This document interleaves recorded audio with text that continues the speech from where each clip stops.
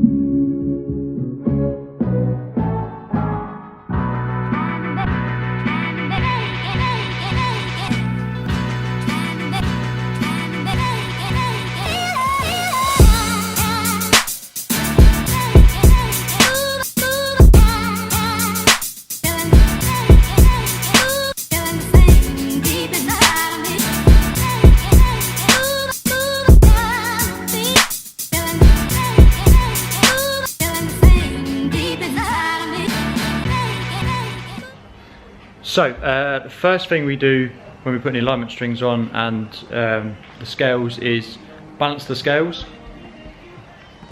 So I say balance them, I mean level them with a spirit level individually, and then we use a laser level to make sure that they're all at the same height as each other, obviously, because otherwise it would be like being parked on an uneven floor. So once that's done, put the strings on. So these frames hold the strings, and then you need to center the strings or square them up to the car. And the best way to do this, assuming that you've got equal track width, is by using the center of the wheel or the center of the hub. obviously centre the rears together and the fronts, and then you can make your alignment checks. So you can check the toe for the front and the toe for the rear using the steel rule. But this is what I use anyway. So yeah, let's do some alignments.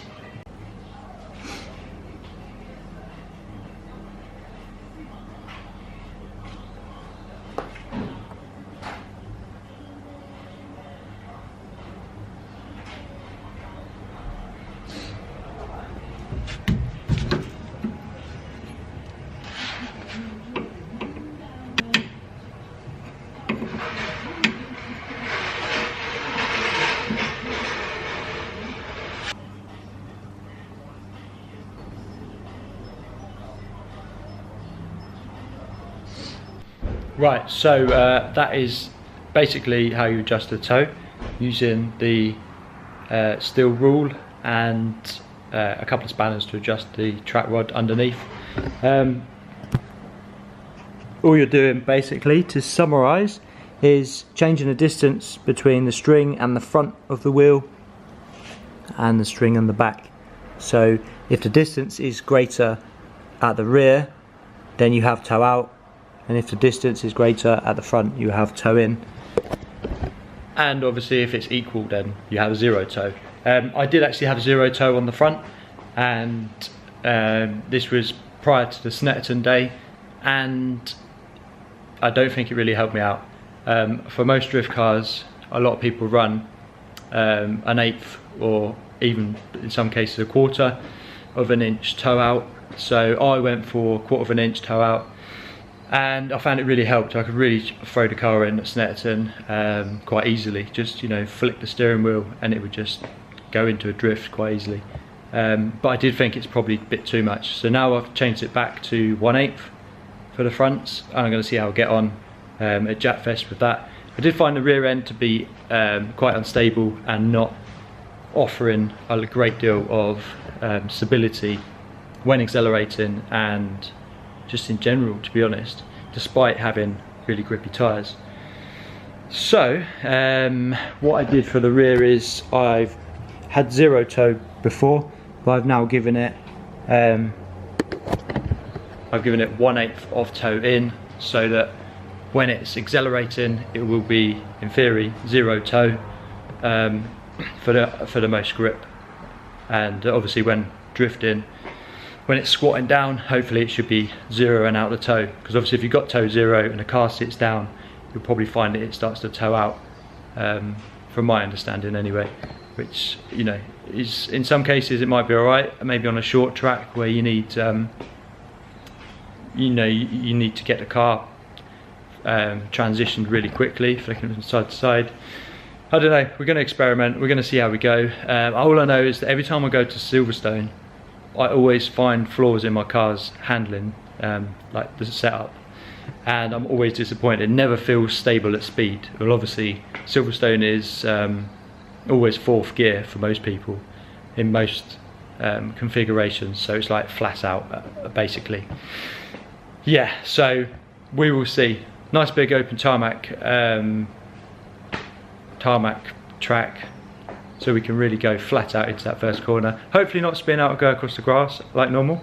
But yeah, it's a great track, and I can't wait to get there, tested, and see what the car's like. You know, see how it handles with this new alignment. So yeah, highly recommend the BG Racing strings. I mean, yes, don't get me wrong, you can use axle stands and string. I just find it easy to put this frame on. Alright, yeah, it's like 350 quid, 400 quid. But for the sake of measuring out the axle stands and all that crap, you can just literally put it on these little notches, make sure it's matching front and rear, and there you go. Obviously center it side to side, make sure it's centered on the center of the hubs, and away you go. So yeah, I highly recommend these. I think they're great, and and obviously you want a level surface, so in an ideal world you would have a perfectly level floor, but most workshops don't have a level floor, so it's worth bearing that in mind. And obviously I've made these levelers, as you can see there.